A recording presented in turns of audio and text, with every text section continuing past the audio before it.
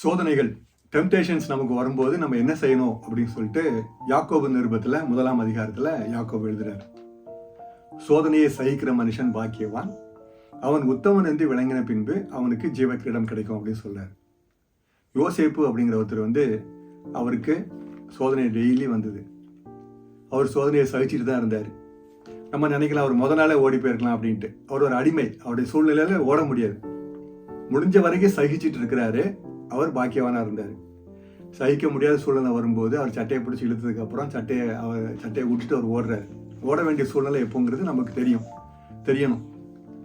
ஆனாலும் நம்ம சோதனையை சகிச்சுட்டே இருக்கிறோம் அப்படிங்கிறதுனால நம்ம பாக்கியவான்னு சொல்ல முடியாது. ஏன்னா நான் சோதனையை சகிக்கிறேன்னு சொல்லிட்டு சோதனை இருக்கிற இடத்துக்கு நம்ம வேணும்னே போய் உட்கார்ந்து அங்கே இருக்க முடியாது. அப்போ சோதனையை சகிக்கிற மனுஷன் பாக்கியவான், அவன் உத்தமன் என்று விளங்கின பின்பு அவனுக்கு ஜீவ கிரீடம் கிடைக்கும். அப்போ நம்ம சோதனையை சகிச்சா மட்டும் போதாது, அதுலேருந்து ஜெயிச்சு உத்தமர்கள் அப்படின்னு விளங்கப்பட வேண்டும். அப்படின்னா என்ன? சோதனை பாவமாகிறதுக்கு முன்னால நம்ம வெளியே ஓடி வந்துடணும் அப்படிங்கிறது தான். இச்சைகளை விட்டு விலகி ஓடு அப்படின்னு பைபிள் சொல்லுது. யோசேப்பு சோதனையை சகிச்சாரு. முடியாத சூழ்நிலை வரும்போது ஓடி போனாரு. எல்லாத்துக்கும் மேல உத்தமன் என்று விளங்கினார். ஆண்டவர் விளங்க பண்ணினார். நம்முடைய வாழ்க்கையில சோதனை வரும்போது அதை சகிக்கிறதுக்காக நான் சோதனையில போய் உட்கார்ந்துருப்பேன் அப்படின்னு நம்ம சொல்ல முடியாது. அதை விட்டு ஓடி போக வேண்டிய சூழ்நிலை இருக்குது.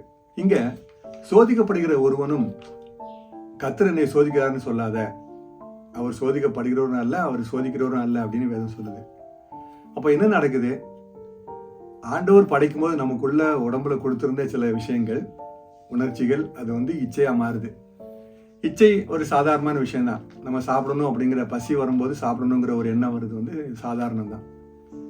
பசியா இருக்கும்போது ஒரு இடத்துல நல்ல மனமா ஒரு இடத்துல சமைச்சிட்டு இருக்க ஸ்மெல் தெரிஞ்சுது அப்படின்னா நமக்கு நாக்கில் தண்ணீர் ஊறத்தான் செய்யும்.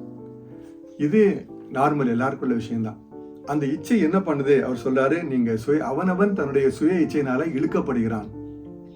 பவர்ஃபுல்லா தான் இருக்கும் இச்சை அப்படிங்கிறது. அதுக்கு நம்ம எதிர்த்து நிக்கணும் கண்டிப்பா. அதுக்கப்புறம் என்ன நடக்குது? அந்த பாவம் கற்பமாகிறது. அந்த சோதனை திரும்ப திரும்ப அந்த சோதனைக்குள்ளே நம்ம உளுந்து கிடக்கும் போது அந்த சோதனை பாவத்துக்கு நேரம் நம்மளை கொண்டு போகுது. பாவமான காரியங்களை, பாவமான செயல்களை நம்ம செய்துடுறோம். அப்ப என்ன நடக்குது? மரணம் வருது. அது பூரணமாகும் போது, அது முழுமை அடையும் போது அது மரணமாக மாறுகிறது. மரணம்னு சொல்லும் போது செத்து போறது இல்லை, ஆன்மீக மரணம். கடவுளுக்கும் நமக்குள்ள தொடர்பு துண்டிக்கப்பட்டிருக்கு. ஏன்னா ஆண்டவர் நமக்கு சோதனை வரும்போதே நமக்கு சொல்லிக் கொடுக்குறாரு, எப்படி வெளியே வரணும்னு ஹெல்ப் பண்றாரு. நம்ம அதையும் தாண்டி ஆண்டவர் நம்ம கொடுத்துருக்க சுதந்திரத்தை நம்ம பயன்படுத்தி ஆண்டவரை விட்டு மீறி நம்ம பாவம் செய்யும் போது கடவுளுக்கும் நமக்குள்ள உறவு போயிடுது. ஆன்மீக மரணம் வரும் அப்படின்னு பைபிள் சொல்லியிருக்குது. அப்போ நம்ம என்ன பண்ணணும்?